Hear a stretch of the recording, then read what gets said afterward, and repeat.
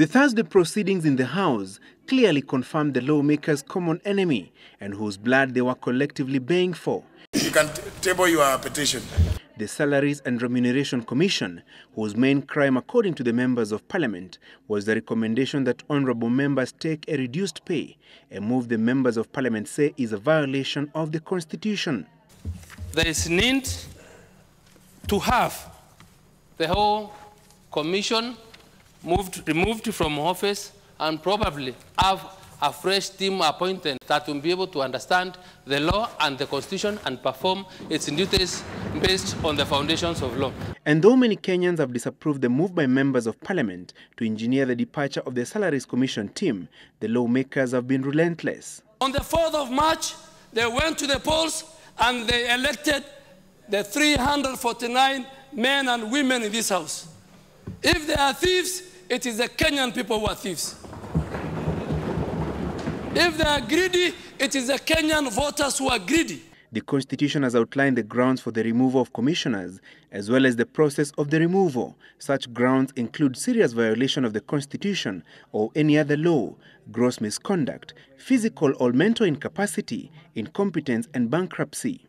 That SRC Commission is incompetent to the extreme. But it is the process of impeaching members of the Salaries Commission that could prove a Herculean task for the members of Parliament, while Linturi's petition is likely to sail through in the House with ease and require the President to establish a tribunal to probe the conduct of SRC and SRC commissioners. Kenyans have a recourse at the tribunal level.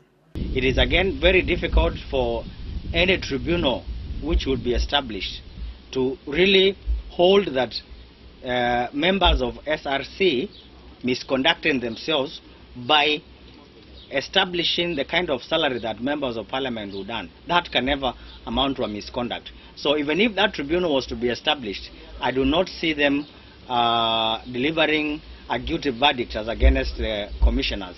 It's going to be very difficult. The tribunal must be chaired by a person of the rank of a serving or former judge of the Superior Court. It must also have 2 members of the rank of a High Court judge and 1 more member who has the capacity to assess the grounds outlined for the removal of the commissioners.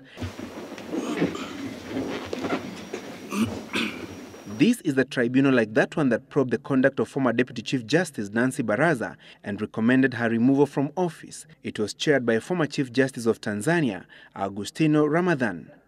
Members of public will get an opportunity to present their views to the tribunal.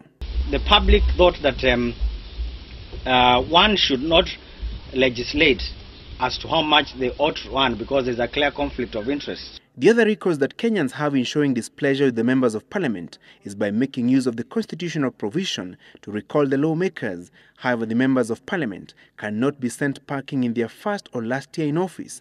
And a majority of the electorate at constituency level must also approve the recall clause to crack the whip on members of the august House. Francis Gashore, Sunday Live.